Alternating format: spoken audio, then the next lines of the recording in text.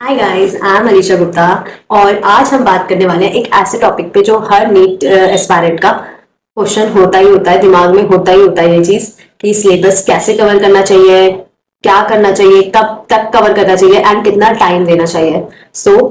अब मैं इस वीडियो में अपना पर्सनल एक्सपीरियंस भी शेयर करूंगी, ऑफ कोर्स, जो मैंने अपने टाइम पे किया था, कैसे किया था और क्या गलतियां हैं जो आपको भी अवॉइड करनी चाहिए जो मुझसे हो चुकी हैं।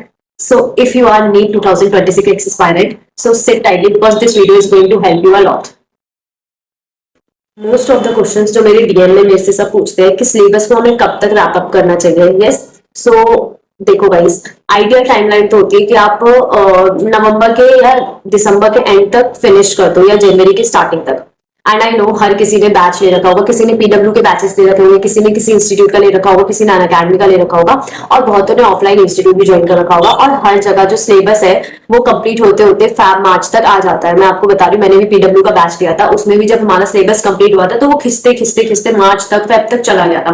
बट जो मेरा सिलेबस था, पर्सनली देखो मैंने थोड़ा लेट खत्म किया था, मेरा सिलेबस जो कंप्लीट हुआ था वो फरवरी के एंड तक हुआ था। एंड आप लोग बोल रहे होंगे फिर भी आपने कैसे किया। यस आई नो, थोड़ा सरप्राइजिंग है कि मैंने फरवरी के एंड तक किया था क्योंकि बच्चे जो होते हैं वो नवंबर तक, दिसंबर तक एंड कर देते हैं। बट मैंने प्रॉपर्ली बैच को फॉलो किया था तो उसमें लेट हुआ था, तो इसलिए मेरा भी हुआ था। बट मेरा क्या था ना कि जैसे मैंने चैप्टर खोला तो मैं उसी टाइम पे कंप्लीट कर लेती थी, लाइक बैकलॉग वगैरह ज्यादा नहीं करती थी। सो आप लोग भी कोशिश करो कि आप लोग का दिसंबर के एंड तक या फिर जनवरी के एंड तक आपका सिलेबस खत्म हो जाए, क्योंकि जितना जल्दी सिलेबस खत्म होगा उतना जल्दी आपकी मल्टीपल रिविजन होंगी, आपकी टेस्ट सीरीज हो पाएंगी, टेस्ट अच्छे से आप दे पाओगे। तो ये सब चीजें भी बहुत मैटर करती हैं, आपका मल्टीपल रिविजन, टेस्ट सीरीज, आपका डाउट क्लियर के लिए एक्स्ट्रा टाइम, तो आपको सिलेबस जल्दी।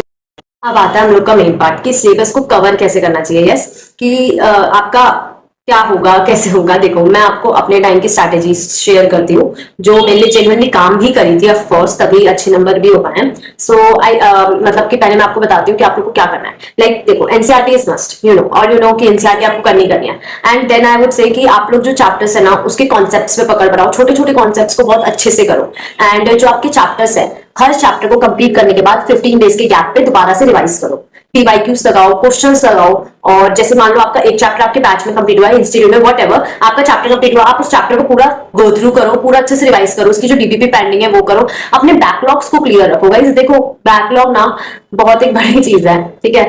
आपको उसे कंप्लीट रखना पड़ेगा। मेरा बैकलॉग नहीं होता था, मैं बिल्कुल क्लियर रहती थी। सो आप लोग थोड़ा सा इस चीज को करो कि बैकलॉग मत होने दो। बैकलॉग होना मतलब कि आप, मैं लोगों को सुनती हूँ, लोग बोलते हैं हमें 1 महीने का बैकलॉग है, 3 महीने का बैकलॉग है।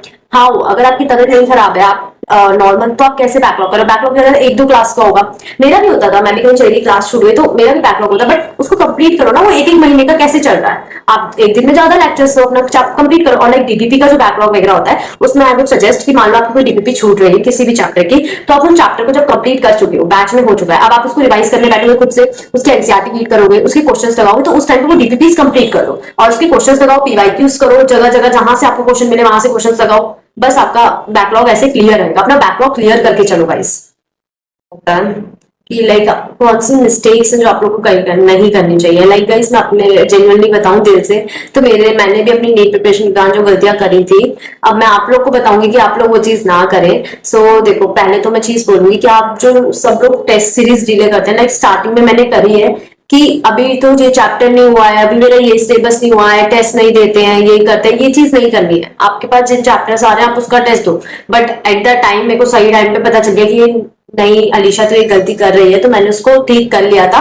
तो मैं आप लोग को बोलूंगी कि आप लोग टेस्ट सीरीज करते चलो, okay. And next thing is that कि आपका जो वीक सब्जेक्ट्स है उस पर आप ज्यादा टाइम दो।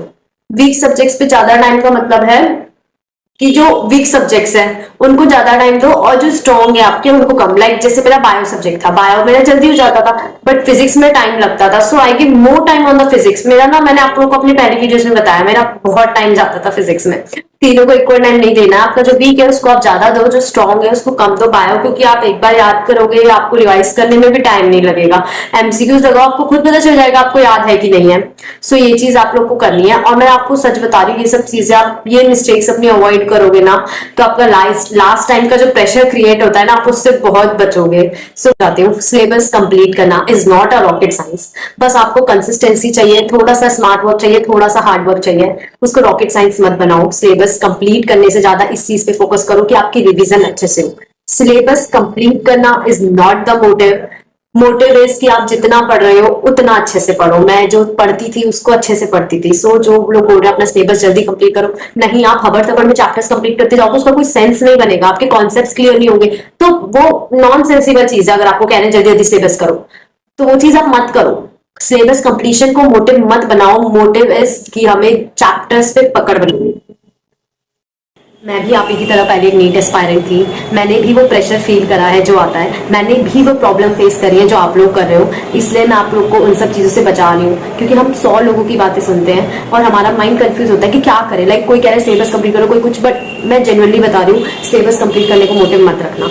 और जो प्रेशर क्रिएट हो रहा है उसको टैकल करना सीखो। उससे टेस्ट सीरीज पे फोकस करो, अपनी टेस्ट अच्छे से दो, हर एक दिन एक स्टेप आगे बढ़ाओ कि आपको कुछ ना कुछ नया करना है।